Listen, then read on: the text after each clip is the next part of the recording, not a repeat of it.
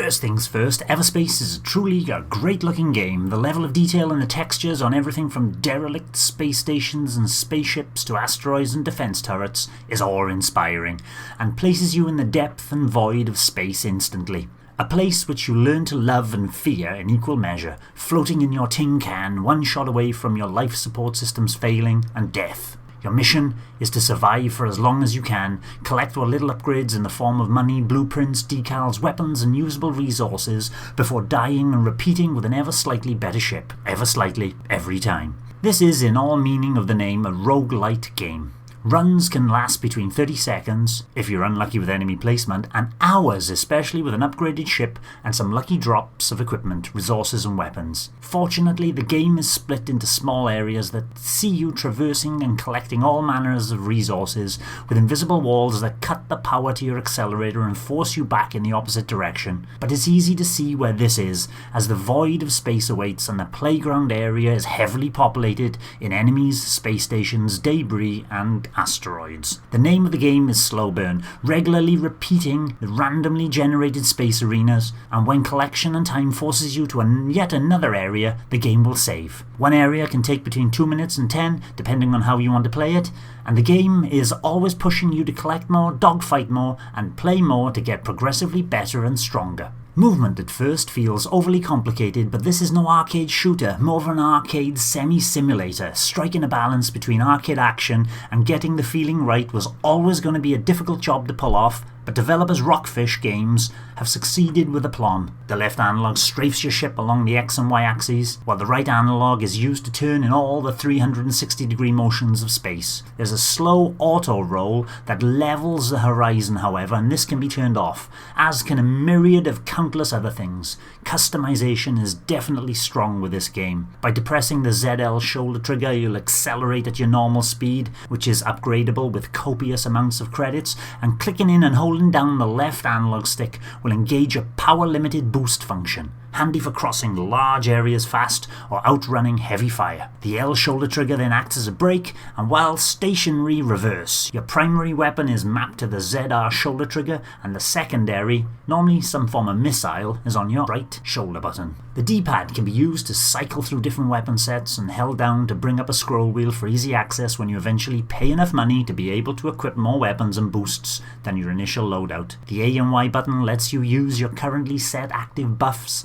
mostly duration based like your shield boost, your weapon overdrive, and others are passive that allow you to capture resources from further away with a handy tractor beam boost. Lastly, the X button lets you cycle through the 3 fields of view: third person, first person, and a first person inside the cockpit. First person makes it a little trickier to squeeze your ship through some of the narrow cave systems or derelict space stations that normally house a good deal of traps, resources and collectibles. A third person camera tends to deal with those types of situation better, but it's incredibly fluid to flick between each of them quickly and easily. Players can pause the game at any time with the minus button, bring up all the internal details and workings of the current run's ship. All details from the weapons, individual systems like the engine, sensors, shield generators, life support system, inertia dampeners are all visible and can be repaired individually if they've sustained damage during one of the many enemy offensive sorties. For these repairs or upgrades, each individual system on your ship can be upgraded. All require valuable resources. Weapons, for example, can be made more powerful, have a longer range and a faster rate of fire.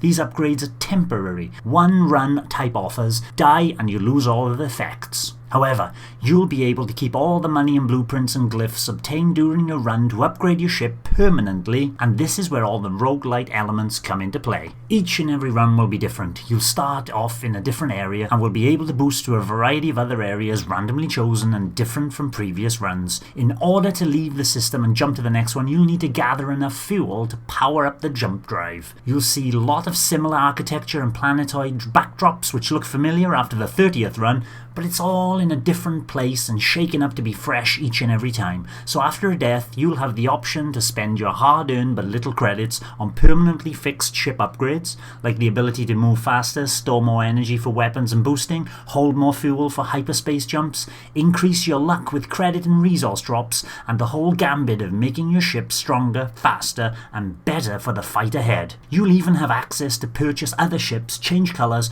and lots of other customization as you see fit. Make sure you you spend all your money though, as starting a new run resets you to 0 credits and you lose all that were not used. Take damage during dogfighting and either your hull will sustain damage, and when that reaches 0, death inevitably ensues, or maybe a chance shot will affect one of your ship's systems. Damage to one of these influences the way your ship handles according to the system affected. Damaged inertia dampeners, for example, make it difficult to move about fluidly. A damaged life support system is basically leaking your precious oxygen into the ether, and a percentage countdown will remind you of the longevity and threat that space offers while zooming around in a souped up tin can. Repair takes place in the pause menu and on the fly. After getting to grips with the controls and working out the ranges of each of your weapons aboard your ship, you'll become better able to take down even the most ferocious enemy. Upgrades can allow you to track and slow down enemies in your vicinity, and the act of following, finding an opening and blasting the opposition to smithereens is satisfying,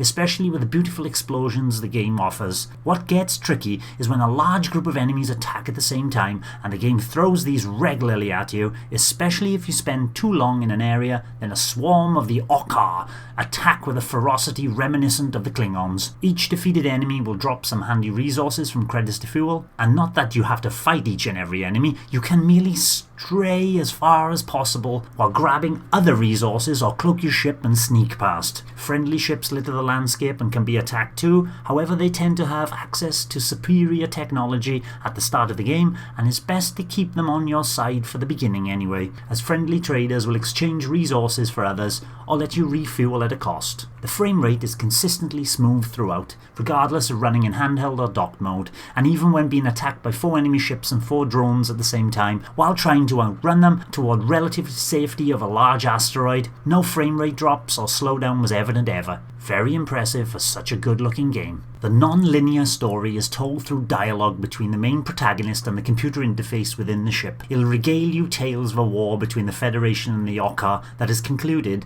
but left very bad blood behind. Your main character is a clone with amnesia, and this goes some way to answering repeated deaths and retries. Other story elements are filled in as you get further through the sectors and are told in foggy memories via hand-drawn pictures and a rather solid voice-acted performance. The story is not going to be winning any awards, but serves to function to push you forward toward the goal of memory recall. If the game didn't make you struggle enough with multiple deaths, then a hardcore mode with permadeath may be for you. One run, one life, let's see how far you can get. The Switch version of the game automatically includes the Encounters expansion. Encounters adds new story characters and quest lines, a brand new player ship, loads of novel equipment and additional enemies, and all this is seamlessly incorporated into the main game. The music is perfect for its setting, tending to be atmospheric violins in sedate places and ramping up the music when hostile encounters occur, and these occur frequently. The soundtrack contains more than 60 tracks, adding up to the duration of 3 hours in total, which is instantly available via unlocked art book and music player. The sound effects are suitably impressive and exactly what this kind of game needs: thumping explosions that are enhanced by the great feel through the HD rumble of the Joy-Cons. The mix of persistent progression and temporary progression, combined with an ever-changing universe, intense dogfighting action, fantastic visuals, enhanced by a great soundtrack and HD rumble, add tension built through decisions required for your survival, lends Everspace a hearty recommendation, but only if you don't tire of roguelike games.